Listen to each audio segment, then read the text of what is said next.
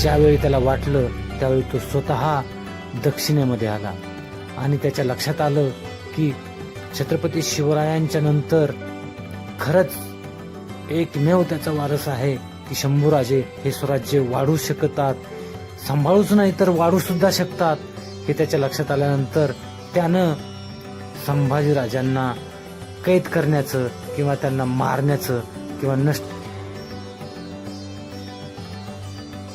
त्याला वाटत होतं शंभूराजे अस्तित्वात आहेत तोपर्यंत आपण दक्षिणेत पाय रोवू शकत नाही, म्हणून त्यांनी फंदा फितुरी सुरू केली, मराठ्यांच्या सरदाराला फोडण्याचे प्रयत्न सुरू केले, लालच देण्याचे प्रयत्न सुरू केले, जहागिऱ्या वतनदाऱ्या द्यायला सुरुवात केल्या, अनेक मुघलांच्या हिंदुस्थानामध्ये असलेला खजिना इकडे स्वराज्यात येऊन रिकामा करण्याचा प्रयत्न सुरू केला आणि त्यातूनच दगाबाजी दगाफटकातून स्वराज्याच्या धाकलेधनी शंभूराजे यांना पकडण्याचा, नेस्त नाबूद करण्याचा, हरवण्याचा विडाच जणू या औरंगजेबानं उचलला. अनेक मोहिमा राबवल्या केवळ छत्रपती संभाजीराजांना पकडण्यासाठी.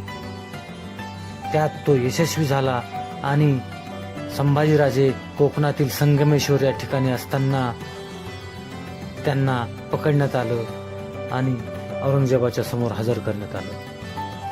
त्यानंतर संभाजीराजांचे जे हाल हाल हाल केले ते अद्यापही महाराष्ट्रातला मराठी माणूस विसरलेला नाही. प्रत्येक मराठी माणसावर 350-400 वर्षानंतरही शंभूराजांच्या हत्येची जखम भळभळते आहे, ताजी आहे, असंच आपल्याला पाहायला मिळतं. त्यांचे हाल हाल केल्यानंतर त्यांचे शरीर पुण्याजवळच्या वडू तुळापूर या ठिकाणी टाकून देण्यात आलं. त्यांची विटंबना करण्यात आली, त्यांच्या देहाची विटंबना करण्यात आली. आज त्याच ठिकाणी त्यांचा वडू आणि तुळापूर या ठिकाणी त्यांचं शौर्य स्मारक बांधलेलं आहे. प्रत्येक मराठी माणसाने या शौर्य पीठाला भेट दिली पाहिजे. विक्की कौशलचा छावा चित्रपट आलेला आहे.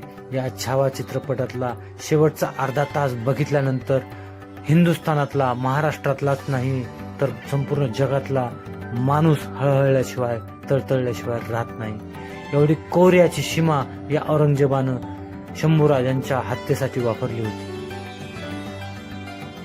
यानंतर स्वराज्याचे धाकलेधनी शंभूराजे हे सुद्धा आपल्यातून निघून गेले आणि खऱ्या अर्थानं शिवरायांच्या नंतर स्वराज्य पोरकं झालं हे असं आपल्याला या ठिकाणी म्हणावं.